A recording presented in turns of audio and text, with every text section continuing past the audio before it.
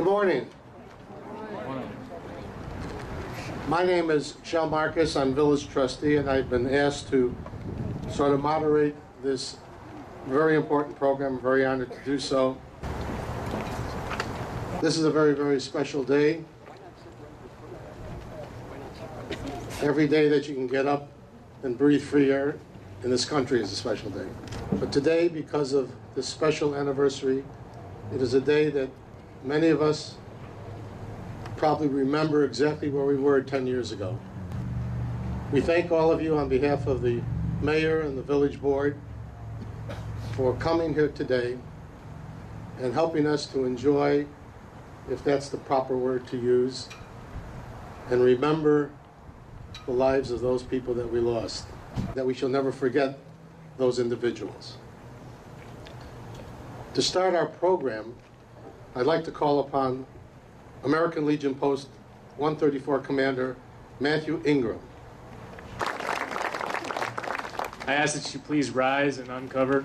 I'm going to offer an opening prayer. Merciful God, be with us and all the people of the world as we remember those who died 10 years ago because of the attacks. We remember their lives and give thanks for that time that they lived among us, and we pray that you will comfort their families and friends who miss them so much. Amen. Thank you, Commander. And now we will have the presentation of colors by the American Legion Post Color Guard.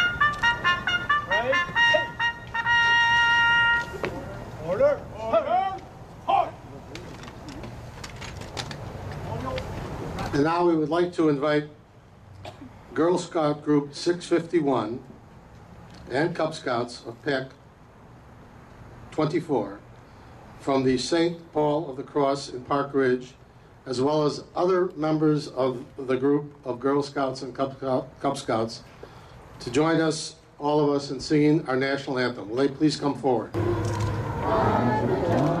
Early light, what so proudly we hailed at the twilight's last gleaming, whose broad stripes and bright stars through the perilous fight o'er the ramparts we watched were so gallantly streaming, and the rocket's red glare, the bombs bursting in air, gave proof through the night that our flag was still there. Oh, say does that star-spangled banner yet wave o'er the land of the free and the home of the brave. Order! March! Okay, thank you. Thank you. Wonderful job for our young people. I'd like to take a moment, if I may, to acknowledge some of our officials who are here with us. And we appreciate them participating by being here in their presence. We have our village board trustees who are here. I'd like to acknowledge them. Trustee Maria Toth, Trustee Dan DiMaria, Trustee Larry Gomberg, Trustee John Thill, and Trustee Bill Greer. And we thank them for being here as well.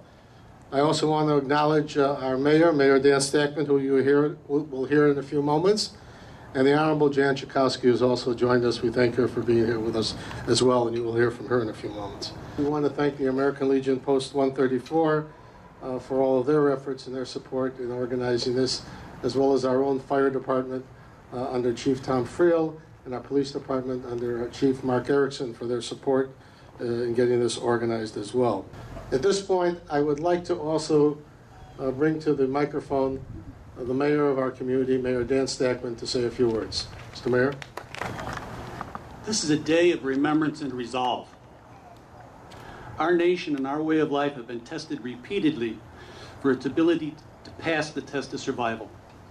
For never before has a civilization accomplished what has been done by the American experiment: democracy and acceptance of individual rights. The attack on 9/11 was made not by a nation, nor by a traditional religion, but by an evil cabal dedicated in its belief that there is no acceptance of freedom of speech, freedom of religion, freedom of individual rights.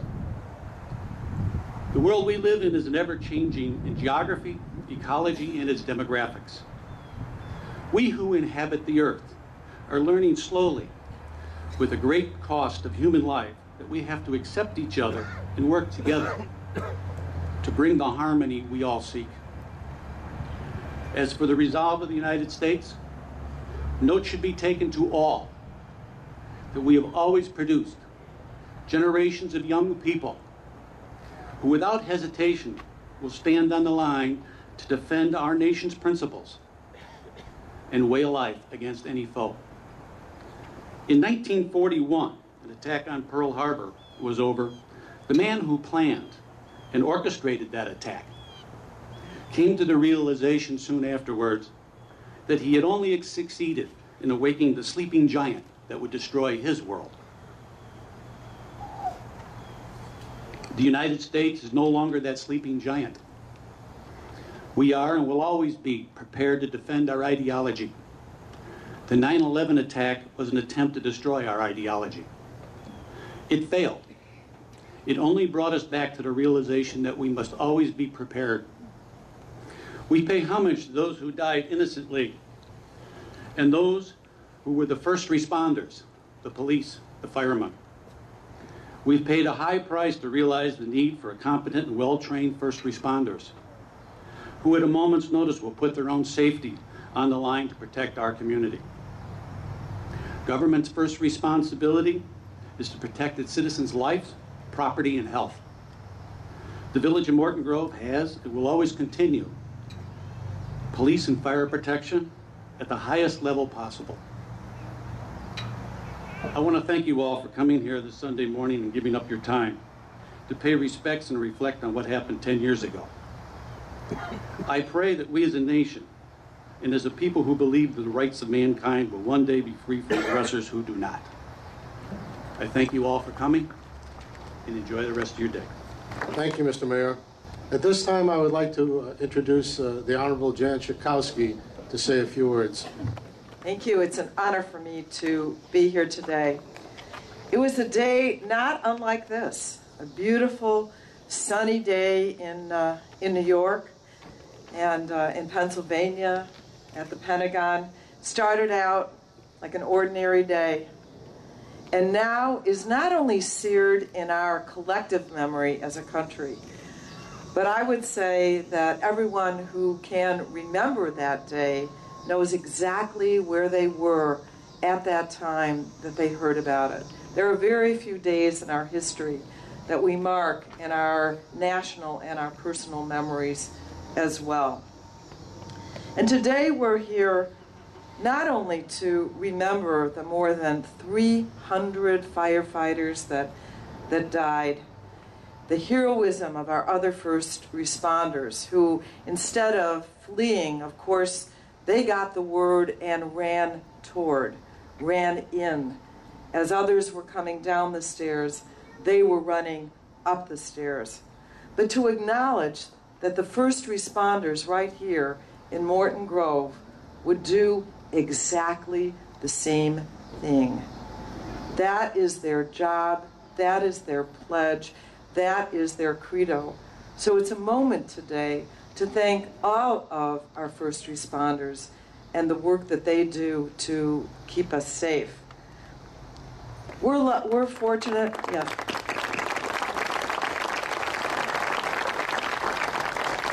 We are fortunate that Osama bin Laden will never again be able to threaten American families with terror, thanks to the brave leadership of President Obama, the careful work of our intelligence community, and the extraordinary courage of a team of Navy SEALs.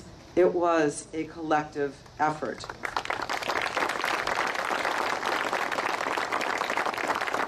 And Al-Qaeda has repeatedly been thwarted in attempts to penetrate another 9/11 style attack on our American homeland. And as a member of the Intelligence Committee, I can tell you that we are much better prepared to discover and to thwart those efforts. But we cannot and we will not live our lives in fear. In the hours that followed the horrific attacks, Americans from all different backgrounds came together in a remarkable display of unity in the face of that unspeakable violence and hatred. In our own community, hundreds of people of all faiths, Muslims, Hindu, Christian, Jewish, and Sikh, came together. In the 9th Congressional District, we walked down Devon Avenue to say that we stand shoulder to shoulder during this difficult time, and we will not allow this moment to turn one American against another. So 10 years later, we should aspire to rekindle this spirit of unity as Americans. We come together to remember those who died, thank those who have served our communities and our nation, and celebrate the resiliency of the American spirit. Let me just end with a quote from our President Barack Obama that he made yesterday. He said, "A decade after 9/11, it's clear for all the world to see the terrorists who attacked us that September morning are no match for the character of our people, the resilience of our nation, or the endurance of our values." Thank you. Thank you, Congressman Schakowsky.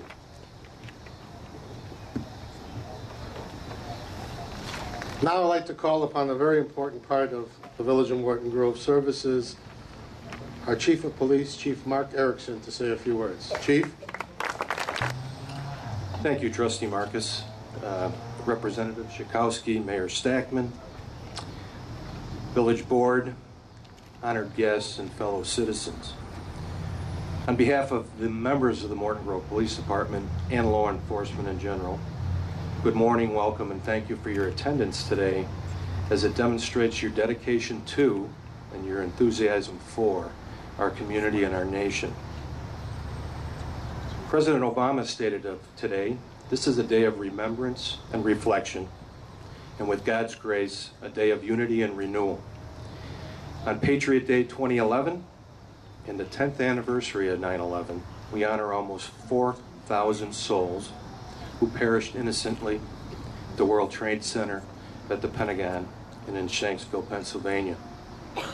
We heard the heart-wrenching stories of the 400-plus safety first responders who, under the most difficult circumstances that day and in the following days, weeks, months, and years, were incredible. Similar to December 7th, 1941, and the following days and years of war and sacrifices made by the world's greatest generation, we saw acts of heroism, bravery, sacrifice, and compassion. New generations were challenged on September 11th, 2001, and in these generations we also saw acts of heroism, bravery, sacrifice, and compassion everywhere. From our fellow citizens, from our military, and from our public safety personnel. Our nation was committed to war by these words from President Bush: "We will not tire, we will not falter, we will not fail." And as presidents had done before him, our Commander-in-Chief gave the order, and once again, America responded. The fear of shedding blood did not deter us from fighting back against our enemies. Former First Lady Laura Bush said, "We saw the worst of our enemies and the best of our nation." In the 10 years since 9/11/01, let's look at the best of our nation. Our military, which by their faithful and loyal devotion in defense of our country, have preserved a free nation and the values of which it stands. Appropriately, for the almost 6,000 fallen soldiers in the last 10 years, just as the 1.3 million soldiers who have died in wars for the same cause, and for the countless wounded and the military families, on this day, in the silence of our hearts, we extend our most sincere gratitude and special prayers. We saw the worst of our enemies and the best of our nation, she said. Again, let's hear about what's happened in the last 10 years. American law enforcement, who by our faithful and loyal devotion to our communities, have preserved safety and security in our homes. Congresswoman Jane Harman, a longtime member and sometime chairperson of the House Intelligence Committee, just said last week about American law enforcement. They're the ones who miraculously have unraveled most plots that are still going on in the United States today.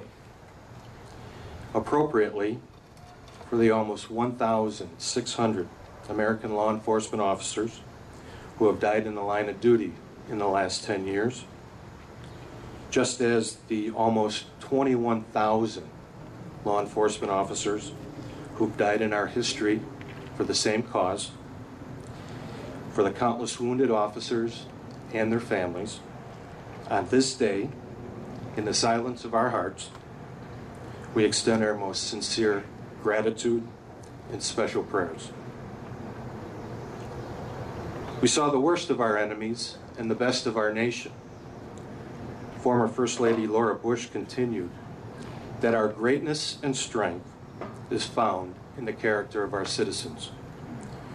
Remembering Flight 93 and the valiant civilian acts of heroism, and for the last 10 years, the commitment from countless fellow citizens, being the eyes and ears of each of our communities, who with fearless confidence have noted and reported hundreds of thousands of suspicious activities and persons, and have been our primary defense on American soil with this information, so that our communities are indeed stronger and safer because of the courage repeatedly shown by American citizens.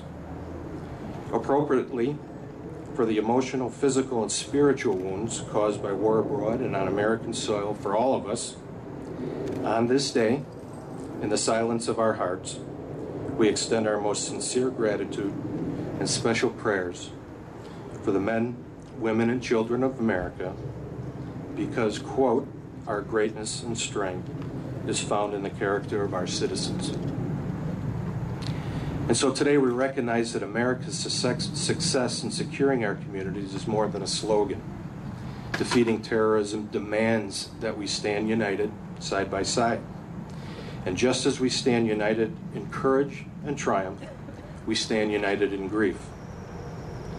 And on this day of remembrance and reflection, with God's grace, a day of unity and renewal, I appropriately borrow from our National Police Prayer with comforting words for the emotional, physical, and spiritual wounds caused by war abroad and on American soil. Give to their loved ones the peace and strength to bear the anguish of their loss.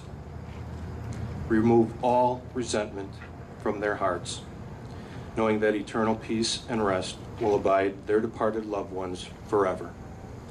Again, on behalf of the members of the Morton Grove Police Department, thank you, and may God's grace be with you all day today. Thank you. Again, we are blessed in our village not only to have an outstanding police department, but one of the finest fire departments throughout the country. And to say a few words on behalf of them and our EMA personnel as well, I'd like to call upon Chief Tom Friel. Tom? Good morning. Good morning. As Trustee Marcus indicated, my name is Tom Friel. I have the privilege of leading the 43 dedicated men and women of the Morton Grove Fire Department. Thank you for being here this morning. Mr. Mayor, Congresswoman Schakowsky, Village Board, the 10th anniversary of the 9/11 attacks reminds us that regardless of political or geographical boundaries. The frontline response to events of this kind continues to be our first responders.